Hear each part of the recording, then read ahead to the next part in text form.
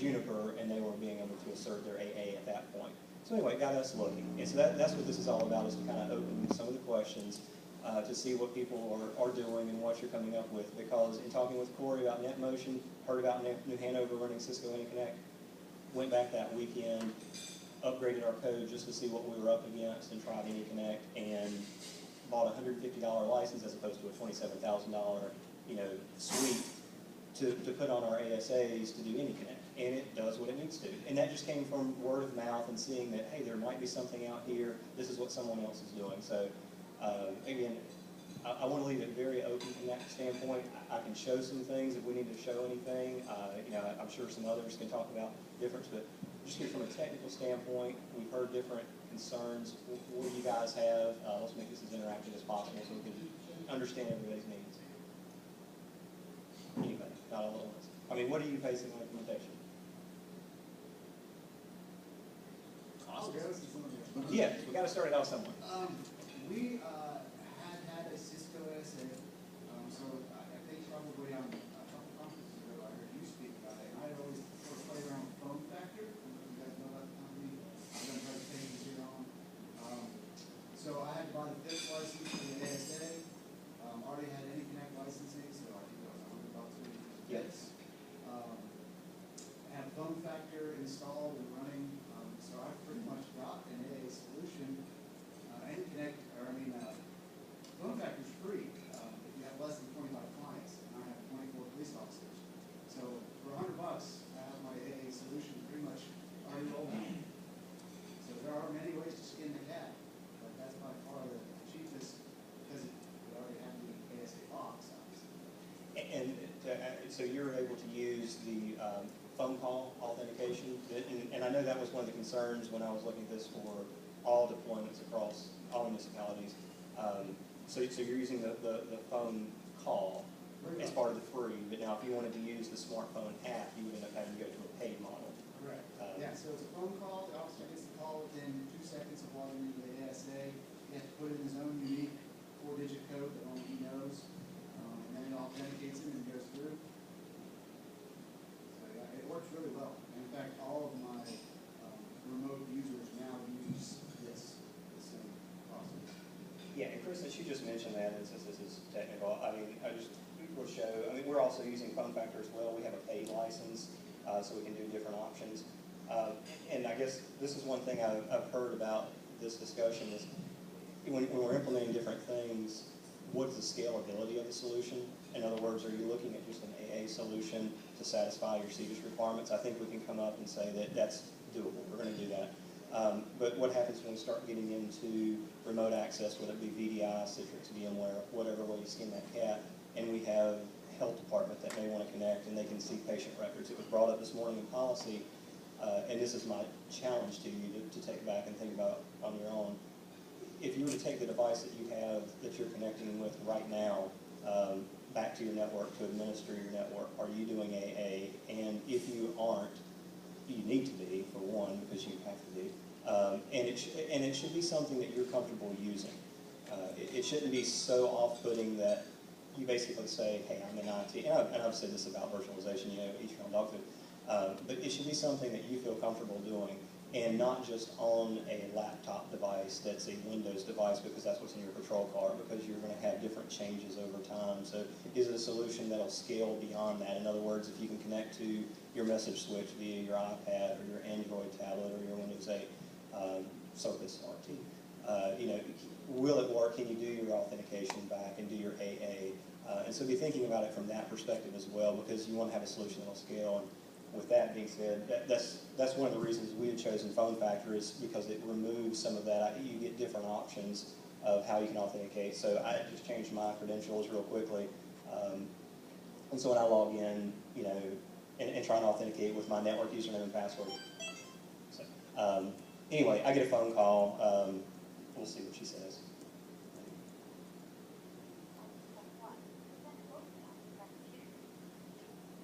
Oh, I have Google Voice up.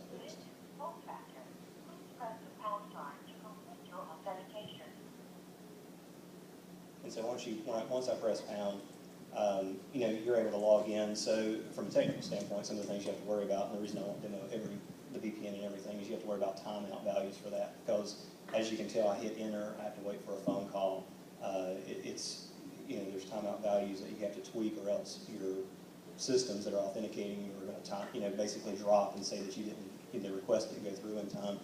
But anyway, that's the phone call that you can do, and it's agnostic of what type of device. I could be on a laptop, I could log in on my phone, and I'd still get a phone call. But it also falls back to, if you have a smartphone, you can use just an app pop-up, or you can even use, you know, one-time password tokens in different forms as well, so you fall back. So appreciate that, Chris. I mean, like I say, it's a good solution. They were purchased by Microsoft. And, you know, like I said, there's different ways you can fight the whole AA battle, but as you'll find, the reason Microsoft bought PhoneFactor was to do two-factor authentication for the Azure cloud. That was the primary purpose. Google is now released using one-time passwords for authenticate. Well, they've had it for a while for Gmail, but they're starting to push it a little bit more. Dropbox has introduced it. You're going to see it more and more. And so I'm just curious what others have done. I mean, I know we've talked about different areas. I mean, is there anybody that's using anything that's creative that they've found? Or let me ask you this. Go ahead. Digital persona. Okay. It's using the fingerprint readers on the laptop, so it stores it back in the data center. I think that's what it is. We had looked at PhoneFactor, but I was a little concerned that in an emergency, the cell towers get quite a bit of congestion. When you're sitting there when you really need the system, and you can't get that phone call back, and I'm like, I don't know, you know, for us, that was a good solution. We did look at it because it was very inexpensive. Right. But I went with digital persona. Okay, can you talk about digital persona? I mean, again, this is going to come from people hearing, you know, what somebody else is using. It might just catch a. It seems to be working for us. It's like a schema plugin for Active Directory, and it handles the two-factor authentication.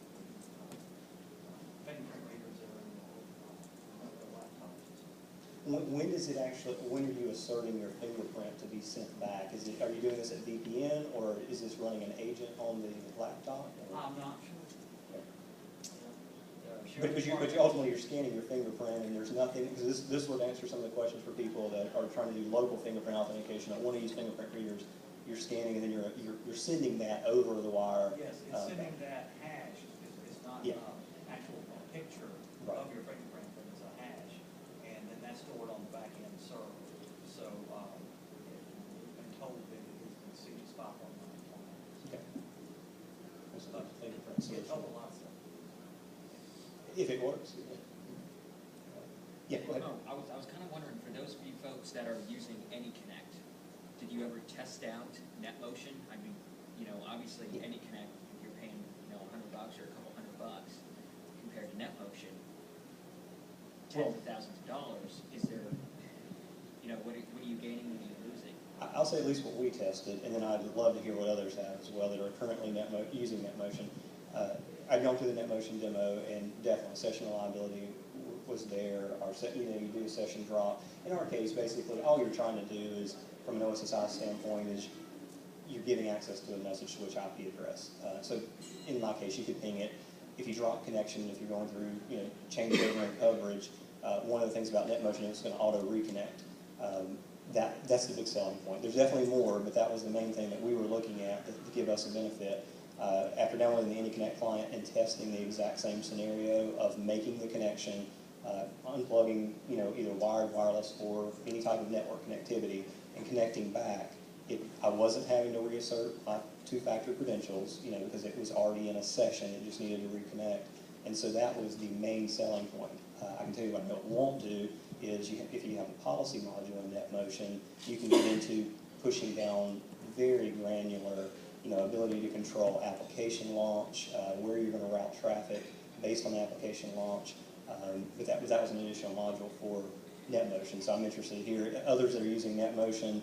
You know, are you utilizing any of those features, and kind of what is it doing in your day-to-day operations that's giving you deeper insight? More of a question than a comment. With the AnyConnect, do you have the capability for your load balancing? That's one of our biggest considerations with NetMotion. Yeah, well, I wouldn't call it, well, I'm not using a load balancing, somebody else might answer, but we have an ASA cluster.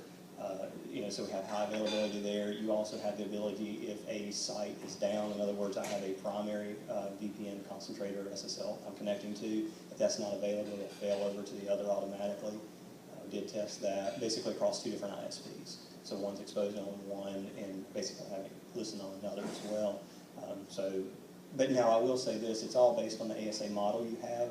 I mean, you shouldn't have to buy hardware unless you could do virtual, but so it's not just $150. I mean, you're going to have the appliance, and if you're the 5505, I think someone mentioned yesterday that it was 50 users that you could get with SSL VPN with your license. We're 5520s, so we have concurrent up to 750, and that's more than we need. So, yeah. I'm not sure, I don't remember for sure, I'm not sure any networks are networks. They're two separate they're two separate ways to do your VPN. So it's like you're either choosing NetMotion to be your VPN client, that is a Windows-only client. Not saying that we have any MCT applications that aren't, but throwing this in perspective, just put this out there. I know NetMotion's looking at making an Android app first, because I think the iPad restrictions would be there. And just throw this out for perspective, is say OSSI does release their HTML5 only MCT browser. It's going to come back to the same issue. How are we going to secure that? And so what we're going to have to say is, if you're a NetMotion customer, and I'm not bashing NetMotion, I'm just saying, I mean, you're just looking at different ways. If it's not available on an iPad and you wanted to put iPads in as your MCT, you're going to have to run some VPN. So I know I've got AnyConnect on my iPad, and it does the exact same thing. I mean, it basically establishes a VPN connection in conjunction with using Phone Factor. I get my phone call. It kind of ruins a plug-in token, but if I had a visible token, I could get that prompt as well, so I could make my VPN connection. So, Randy, I think that's an important point from a technical perspective. When we were looking, our sheriff's guys are wanting to look at other devices, possibilities in the future. One of the things they brought up to the FBI agent was this mobile app for the iPhone. It's an APIS app of some kind, where you can scan a fingerprint on the iPhone and positively identify a guy in the field. So we wanted to make sure that we would be ready for other platforms with both the VPN and the AAPs. and you guys are using RSA security. RSA and AnyConnect. We use NetMotion, and use that one. Yeah. But what was the driving factor for us, as you mentioned, was policy management, and we also got a lot of low coverage areas, so we've had to drop, having, officers have to resign back in, finding out that all the data during that process. So it was kind of a no-brainer for us, even though the cost was a little bit more. Are you using the policy modules to lock Yeah, down? we use the policy Okay. management, plugin tool, whatever. So, we use it to dictate what traffic, utilizes the tunnel, or what traffic uses, just the modems that we. Just to reiterate on what he said, that was our main reason for going with NetMotion, the connection persistence, and we also use the policy manager on it too. But now that, when we went with NetMotion, at that time, Cisco didn't have the internet client.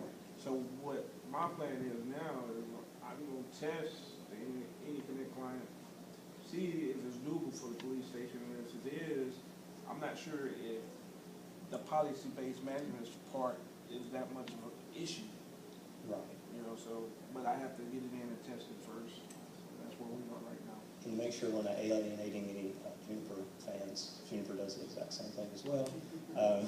So I just want to make sure we're not having I think that's one thing Randy's wanting to say in the topic of what the discussion is open like it is because a lot of people would using NetMotion anyway. I mean, totally outside of this environment, and they had good reasons to have it. We didn't because we didn't have the problem that we had other ways to answer the things that it was doing for us.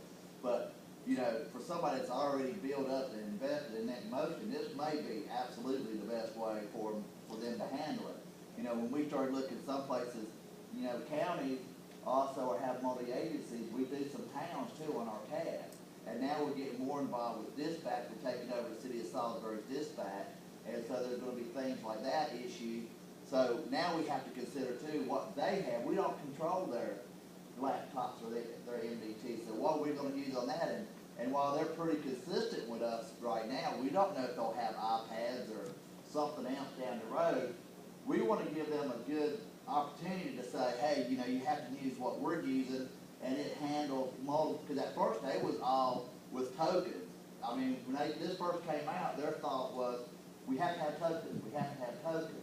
Well, we all know you don't have to have tokens. I mean, we use the phone, and we like the phone concept, but their officers, guess what? They don't all have phones that the city supplies.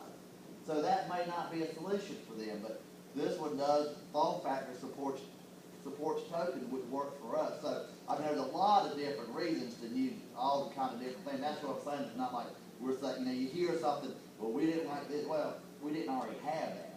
We didn't have that in place. So that would have been a total just for this while we was putting it in, so. But we did have the ASAs, and I had not even really thought about using them, because the same way, Corey, as you. You know, I looked at their VPN client before, prior to the SSL. For one, their licensing made it very difficult.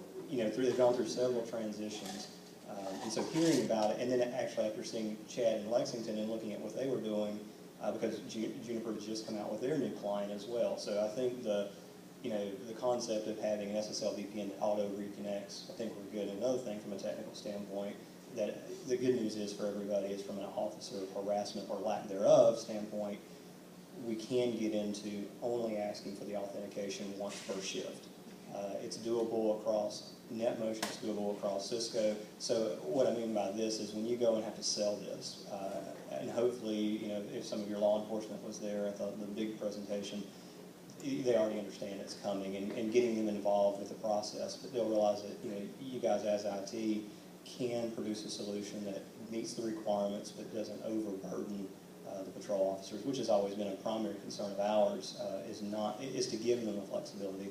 And so, you know, are there any other, we can kind of jump off of the AA topic if we want, but are we good with, you know, everybody is looking at a VPN solution to get your encryption standard. I think there was some discussion this morning from a technical, it came up last conference of whether or not your VPN was FIPS 140-2.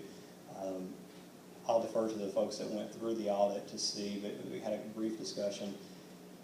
If you have a solution that doesn't have the FIPS 140-2 tag on it, you know, I'm sure not going to give you a blessing that it's good, but, you know, I would think if you're using AES 256 and you've already got the solution, and then you're looking in the future to do something that's FIPS 142, but, and that's for the technical is. We had to provide the certificates from NIST for the products that we were using to show that they were FIPS 140-2 compliant. Right. So we had to provide those as part of the audit. So that's something to be prepared if you, because I know somebody was asking before about like using Citrix and they have an SSL VPN and it wasn't listed unless you were doing a hardware appliance, and it just kind of resonated with me because we were looking at that as well. But knowing that on the front end, and that's one of the things to talk with your peers about, is what you're going to have to produce, because if you know you can't produce it, then you might as well go ahead and be thinking about it. So. Yeah, and another thing is IP6. You police officers can't use IP6. It's not compliant. It has to be SSL. I'll follow up on what David was saying. Working with the county, in Albemarle's case, we our switches with the county. So we had to work together to come up with a solution. And a little different, we both use the Sonic Ball Next Gen device, which was his FIB. So we were able to put together a plan that and went to the state and got it approved. But there's a lot of work up front to make sure that what Albemarle, the city, was doing would work with what Santa County needs to do. And it's working. It's working well, but just need to make sure to reach out to the agencies as what's happening in the future. Because Santa County, I know, is had to look at each of the municipalities, each of the other municipalities, to make sure that what they're doing isn't going to put undue hardship on them this year, next year, whatever.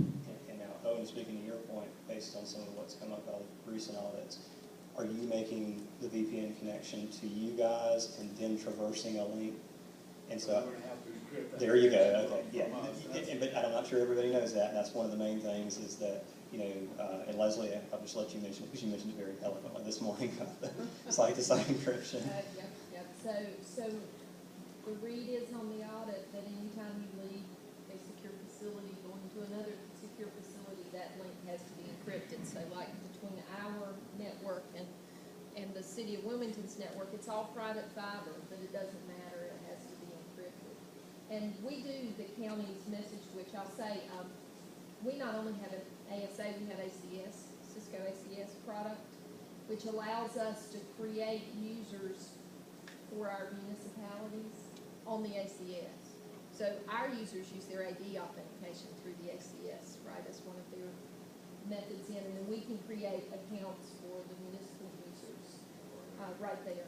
Now, a couple of our municipalities could not make their influence compliant. You know, they just didn't have the ability to do what they needed to do. And so for those municipalities, we worked out a deal where we are actually putting the county's image on their laptop for them. So we're gonna charge them, and my boss said we got to get something back for our direct costs, so it really is the cost of the licensing for that device, and we're making them domain users. We've set up a group for these municipal police guys, and so we're logging for them. We put the encryption client on there for them. We're charging them what we pay per seat for Windows licensing and all of that kind of thing. And so for about, I think it was $700 and something a year for the first year, and then $300 a year for the additional years, they are going to be part of our software domain, so to speak. Now, are you letting them pick their laptops We are for now. until you have problems with the image? Yeah, our interlocal agreement says that they are specifically responsible for the hardware itself. And if they bring it to us with a problem, all we're gonna do is re-image it and send them back out. So, like one of the municipalities, we're not able to do a lot with them until they refresh their hardware because they had gotten models from Best Buy. You know, it was whatever the latest was.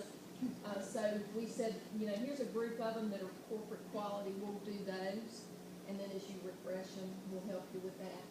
Another had Dell ATGs, you know, just standard, so. Now, are you gonna give them local administrator rights to be able to install No. software? No, those guys are, now, I will caveat that those guys are only using those as an MDT.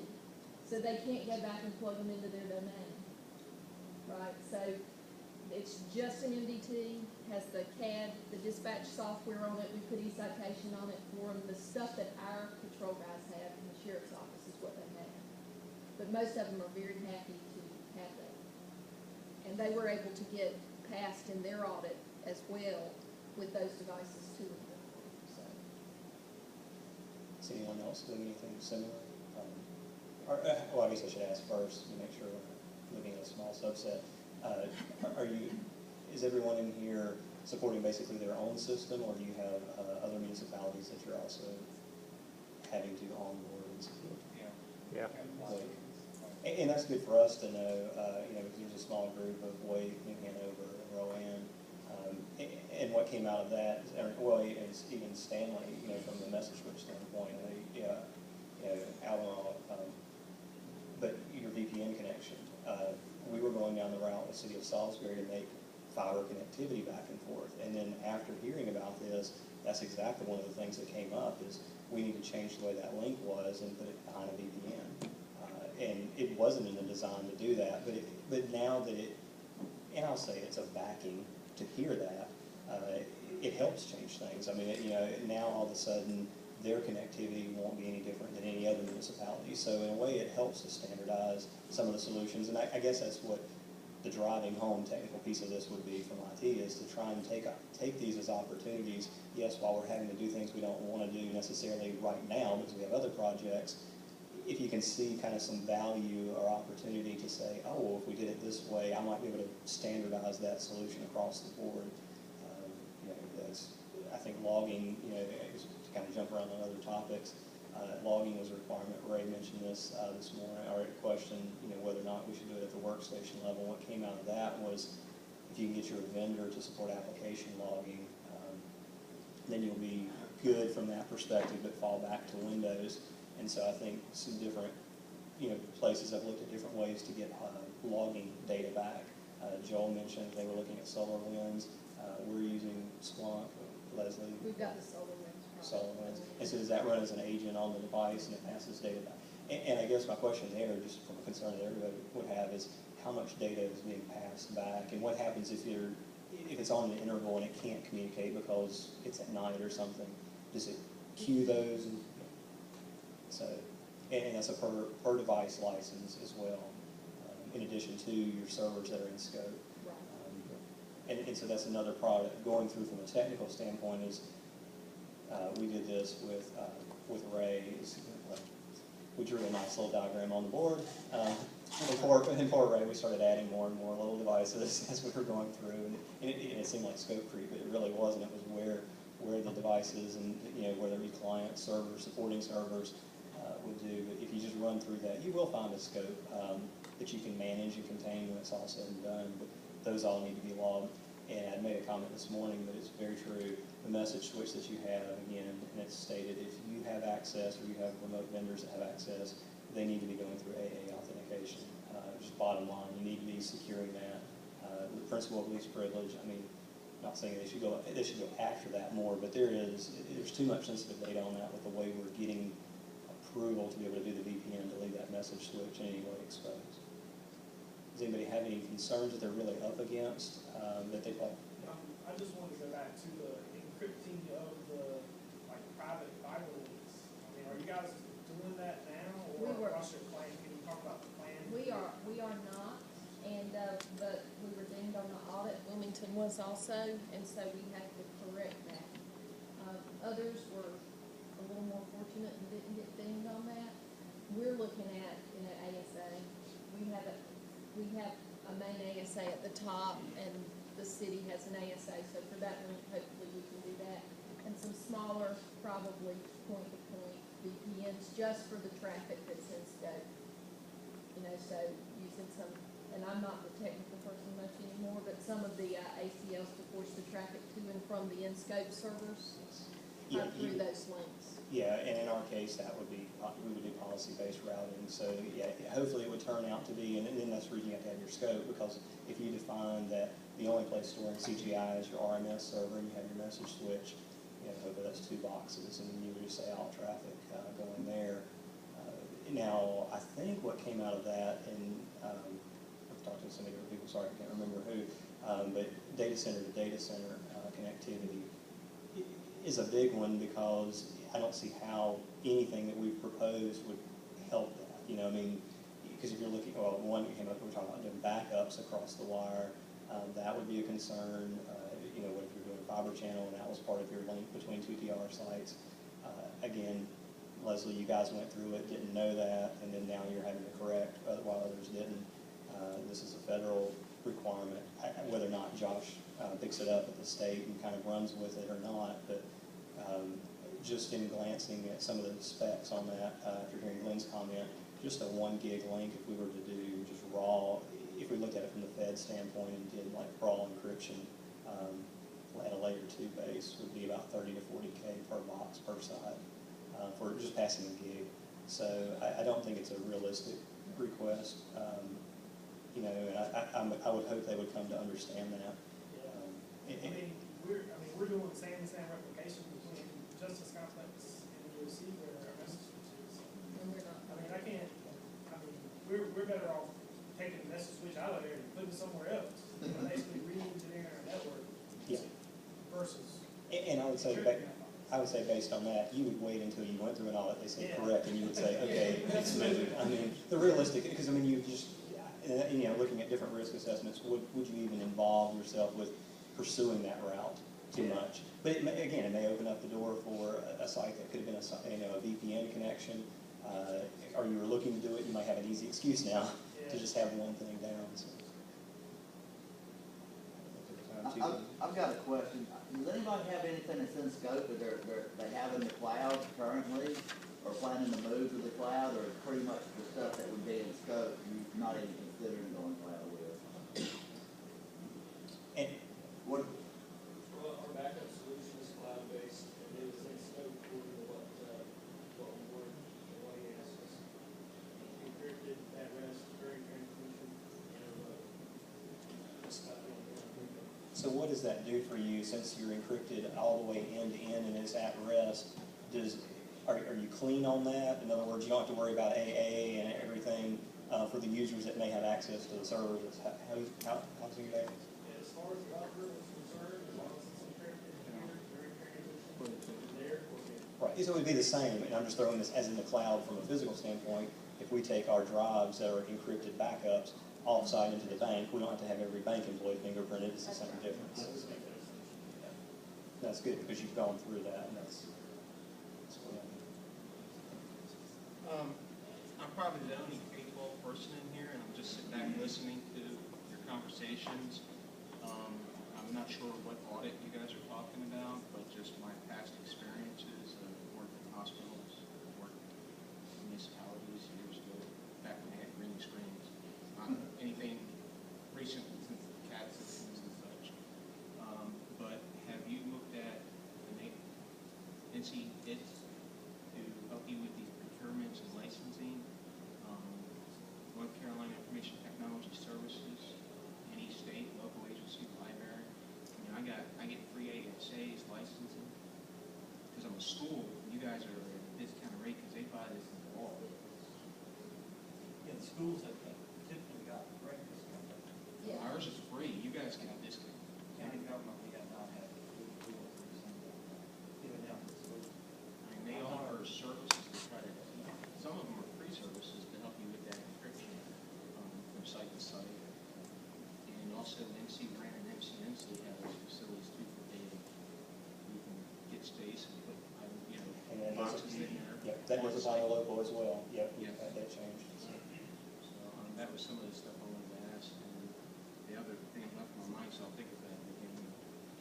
To your point, Ray had mentioned this, and I haven't followed up on it.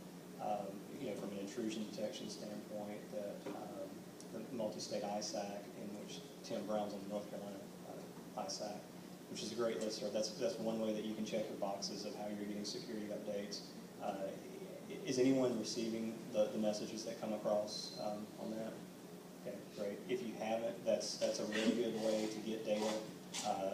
You're going to see your Adobe vulnerabilities all the time, but they also send out newsletters as well. It's part of your requirement to get this data as an IT for your security awareness. So it's a quick, easy thing to sign up for, and they do produce information that's good to pass around. It can drive.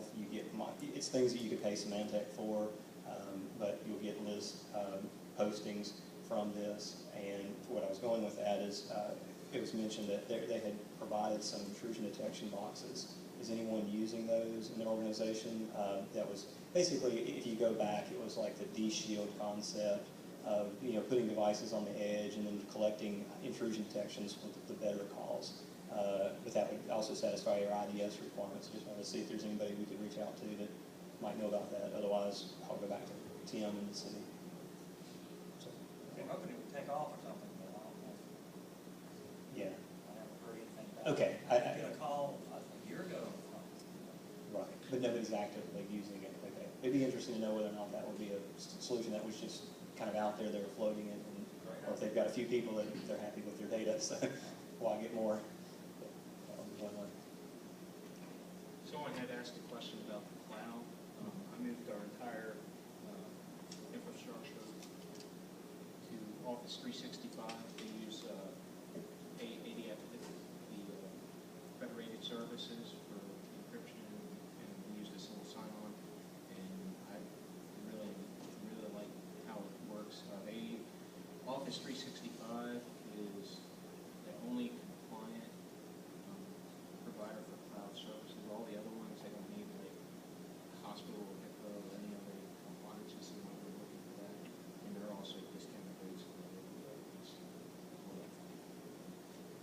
And by others not compliant, and I wonder, because I've been watching the blog battles between this, especially with Boston going to, I think I can't remember which one they use now, it's just bickering back and forth.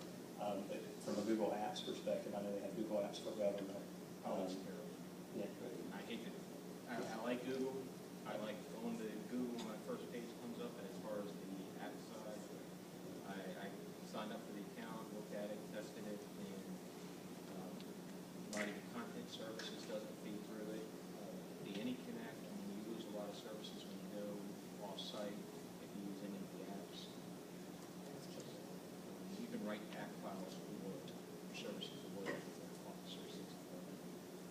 and that's one thing that came up too, and Leslie alluded to this, or mentioned, in the policy, but if you don't need the data to go different places, just put it in policy that it's against policy for the data to go across via email or to store it in the cloud. I guess the lesson of that would be don't spin your wheels trying to protect the data that could go somewhere, because what can easily happen, no matter what you do, and you're not going to get around this unless you get into locking and disabling smartphones, is the person has the data on the screen, they take their smartphone, they take a picture of it, and they email it off with their personal account. So all this that you may have spent on trying to protect, and dropping particular services for reasons, they can get the data there. That's not a, that's a technical limitation that we can't do at this point, and overcome. And Just act like you didn't say that. What's that? Did they take a picture of the data on the screen? What happens? So you need to that's the main thing, is to understand that it does happen, and there's not anything. I do it all the time, but I didn't think about them doing it. Yes. Well, and I'll tell you from experience, it's very difficult to prove that. You can look at wireless logs, but if they're using only their carrier, you don't really have anything, and so, yeah. In the end, unless you take their pencils and papers away, right? And their mind. There's gonna be data going somewhere you don't want it to. So, we can't totally, what we have to do is, but the policy, then it's on them if they do that. I mean, the policy is effective, whether it's technology, whether it's whatever it is. We're just trying to get into the nitty gritty of every possible way to secure something down. You're not gonna ever, the way we feel at least, you're never gonna be 100%, but the policy is at least protecting us, and seems to be what the auditors want, is that there's a policy out there. Right. And as you're going through, and it was mentioned this morning, and you're looking at this, look at it with your PD and your sheriff's office, because what you'll find, and believe me, it was an eye-opener to us, because I had told Ray when we first went in, we're not policy happy. We don't have, it's a lot of unspoken policy on how we operate. But then we invited the sheriff's department to come in, and our attack from there comes in and starts spouting off ISO numbers about how he's written his policy to meet this, and I can't remember now because it's so many pages, if it's 470 pages or 740 pages. But it's a huge document that contains the policy, and from what we've heard, that's what the auditors want to see, is what the policy is. I mean, we're just a small component that helps protect some of the data. And from what I've gotten from talking to people is, the scope is well within reason. I know we were fighting the battle over and over about how we were, going to do AA, what we're going to do on encryption, but I kind of think we've reached the point where there's a lot of movement now on how we can implement this and just kind of move forward. But make sure your policies are in place, but talk with your sheriff's department PD and see what they have, because you're going to be surprised if you don't already know that they may have a lot of that information that you might be worried about. So. And with that, it's 3 o'clock. People can please ask questions, but I don't want to prevent anybody from winning anything. So I hope it's been informative, and please talk with each other. Everybody's been looking at different pieces of this. Thank you, Ray. Thank you very much.